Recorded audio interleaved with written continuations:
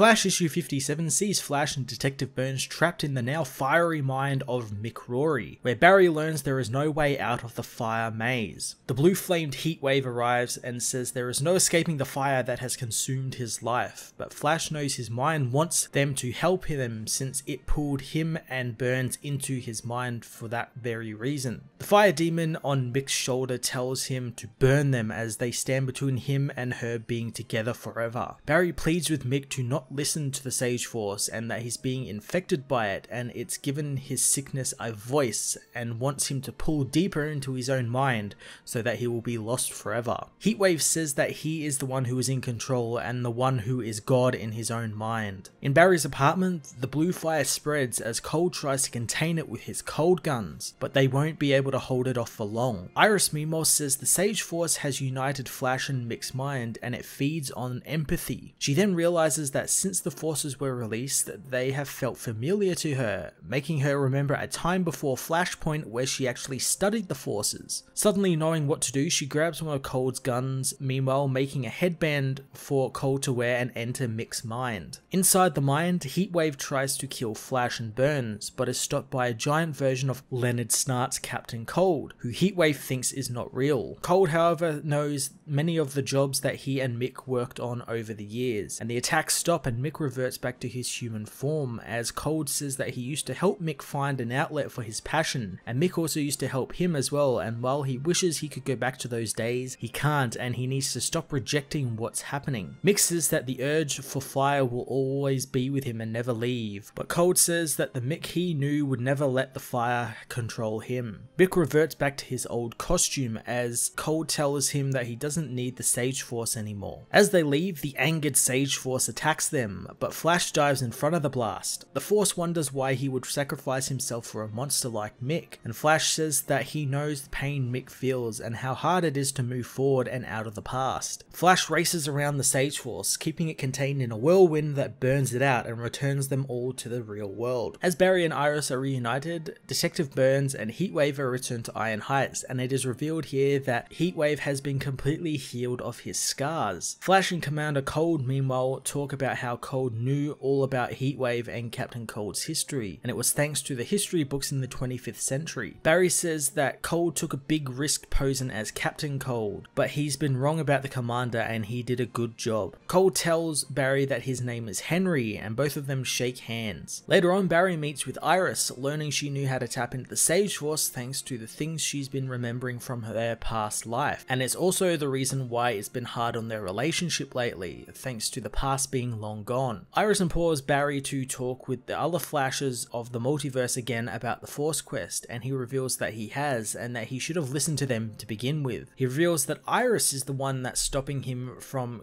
doing his Force Quest, and Iris finds that funny, kissing Barry and saying that she's going to be coming with him on the quest. Barry has no objections, and the two speed off into the world in search of the forces. On Earth 18, Johnny Thunder fights a huge tornado, which picks him up and beats him mercilessly, revealing itself to be Hunter Zolomon, who proclaims himself to be the true Flash. The Flash issue 57 was a fantastic ending to the Sage Force storyline, and one that kind of redeemed another one of Flash's rogues. It could have easily have been a issue where Flash just, fights the Sage Force infected Heatwave, beats him up and wins and they get out of his mind, but I gotta give props to Joshua Williamson for doing something more and having Flash save the villain from himself in kind of a non-violent way. I also like that it also freed Mick from his scars and possibly the urge of the fire, so I'm interested to see where that leaves him going forward. Will he still be a villain? Will he be sort of on the mend like a lot of the other Flash villains are? Very interesting place to leave Mick Rory. Flash's Force Quest should be a lot of fun as well next issue, and I'm interested to see Hunter Zolomon's return, since he seems to be going around to different Earths, maybe killing the Flashes so he becomes the only Flash, so that's pretty cool. I'm going to give this issue a 9.5 out of 10.